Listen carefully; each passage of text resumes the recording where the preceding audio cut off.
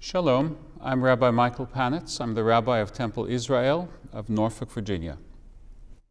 I have the honor to be speaking to you from the pulpit of my congregation. The current message is a very serious and somber one. It's entitled, "The Rape of Dinah, Then and Now." When I was a fourth grader in a Jewish parochial school, we studied the book of Genesis.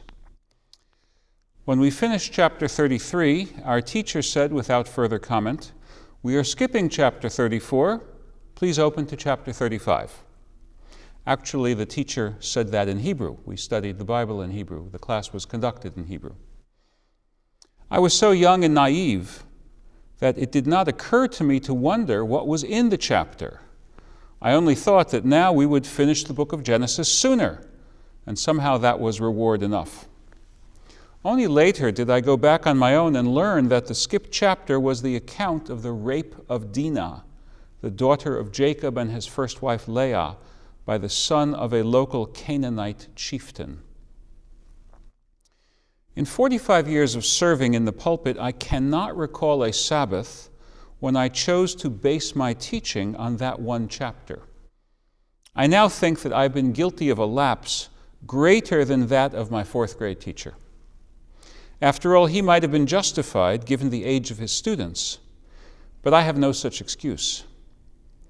Of course, there are other texts in the same weekly Bible portion that naturally draw one's attention, but even during the #MeToo movement days, I do not recall selecting this chapter. I now regret that, and I ask the forgiveness of my students for my having missed an opportunity to take a moral stand. Perhaps I'm not alone in having missed the opportunity. The Jewish journalist turned novelist Anita Diamant wrote a stunning retelling of the story of Leah and Dinah, The Red Tent. Published in 1997, it has sold 3 million copies, inspired a Lifetime movie adaptation, and sparked an entire genre of biblical and rabbinic retellings. I admire Diamant's ability to bring the Bible to life with a sensibility appropriate to the post-traditional perspectives of the late 20th century. But I disagreed with her central revision of the Dinah story. She casts it as a love match between Dinah and her Hamor, the Canaanite prince. In the novel, he does not rape her, they elope. Today, that revision seems very wrong-headed. In biblical retellings, going all the way back to the rabbis and even earlier, there are embellishments. These sidebar stories fit naturally because the Bible's own narrative aesthetic is minimalist, intentionally leaving much to the creative imagination of the reader or the hearer. But there are embellishments, and then there are forced readings. The latter usually come about because the later reader had some agenda he or she was pursuing. In this instance, I suspect that Diamant's agenda was her desire to celebrate the agency of women. I applaud that. But now her revision feels like a deliberate ignoring of the biblical story. The Bible minces no words. It was a rape. Genesis 34, verse 2. Shechem, son of Hamor, the Hivite, the prince of the land, saw her. He took her and lay with her, forcing her. The reason I bring this up now is that the Jewish world is dealing with the worst instance of mass rape since the Holocaust. And the rest of the world is scarcely taking notice. The lack of condemnation by world bodies of the Hamas atrocity of October 7th adds a chilling dimension of pain to the horror that was perpetrated on the bodies of Jewish women. On October 7th, Hamas terrorists perpetrated the worst mass murder of Jews in 3/4 of a century. The world is rapidly losing its appreciation of that, as one news story after another either casts Israel as the ultimate cause of the suffering, or else strengthens a false and mendacious moral equivalence between the Hamas attack and the Israeli response. Hamas preaches and practices mass murder of people it deems infidels. Israel is engaged in self-defense. Hamas deliberately uses Palestinian civilians as shields and cynically calculates on winning world sympathy with their death.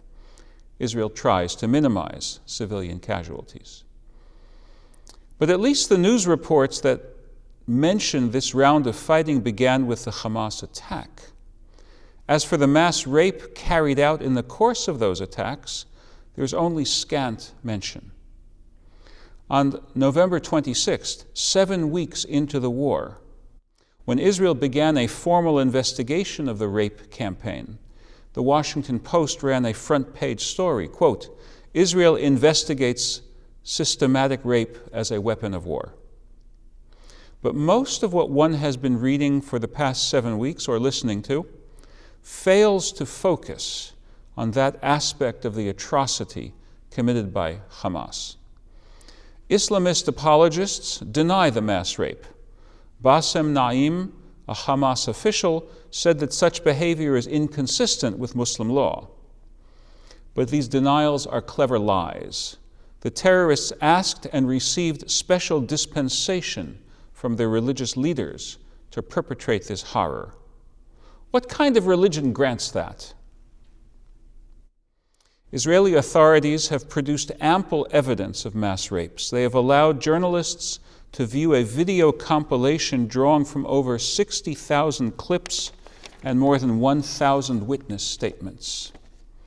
At this point, to doubt the veracity of the accusation is simply to prefer Hamas propaganda to truth. I will not repeat the graphic details of the accounts of the rapes. If anything, still more horrifying details will begin to emerge as survivors returning to Israel now begin to speak out. But I will call out the world organizations for women who have collectively failed to register protest.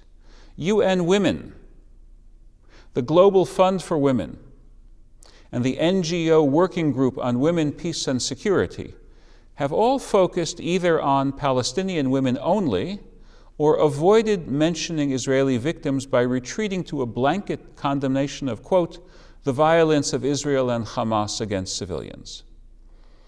The petition calling on UN Women to address the crimes against Israeli women is gaining traction, with hundreds of thousands of signatures.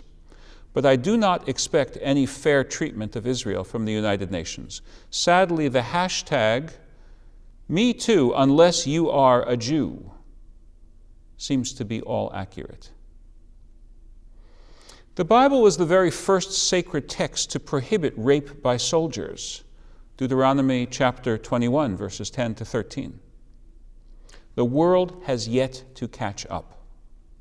Nazis, Russians, and Hamas are in the same league, men who perpetrate mass rape as a weapon of war. I'm not sure if I believe in hell, but for such monsters, hell would be appropriate. At the very least, it is our task to honor the surviving victims and the memories of those who did not survive. Many were murdered after having been raped. Honoring them means applying the same hashtag #MeToo standard to them as to other women, a position of baseline trust rather than baseline skepticism. I'm confident that Israel is doing and will do the best that world medicine has yet learned to do in terms of counseling and rehabilitation of the victims. But I call on the world to rise up from its shameful silence and to allow the compassion for the women and girls so cruelly abused to push back against the anti-Semitism that grows uglier and stronger year by year. Now is the time to act. The world is not at the brink. The world is already in the abyss. Let us pledge our best efforts to climb back to some level ground of civilized norms. Amen.